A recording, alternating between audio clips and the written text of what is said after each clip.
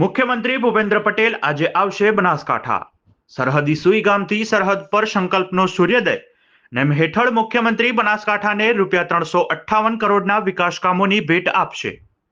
મુખ્યમંત્રી નડેશ્વરી માતાના દર્શન કરી નડાબેટ બીઓપી ખાતે બીએસએફના જવાનો સાથે સંવાદ મુલાકાત કરશે। ડીસામાં ₹80 કરોડના ખર્ચે નિર્માણ થનારી સબ ડિસ્ટ્રિક્ટ હોસ્પિટલ અને 6 અંતરિયાળ ગામોમાં પેટા આરોગ્ય કેન્દ્રના ખાતમુહૂર્ત કરશે।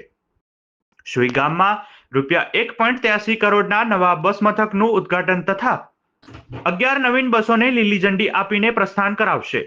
તેમજ ડીસા ખાતે 6.43 કરોડના ખર્ચે નવીન આધુનિક વર્કશોપનું ખાતમુહૂર્ત કરશે। ધાનેરા તાલુકા પંચાયતના નવનિર્મિત ભવનનું મુખ્યમંત્રીના હસ્તે લોકાર્પણ કરાશે।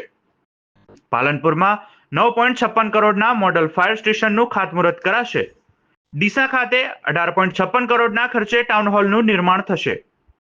બનાસકાંઠાના ગ્રામીણ વિસ્તારોની શાળામાં 45 નવા વર્ગખંડના લોકાર્પણ તો 54 વર્ગખંડના ખાતમુહૂર્ત।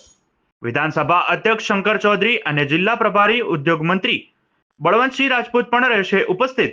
આ વિકાસ કાર્યો થકી બનાસકાંઠાની વિકાસની ગતિને નવી રાહ મળશે।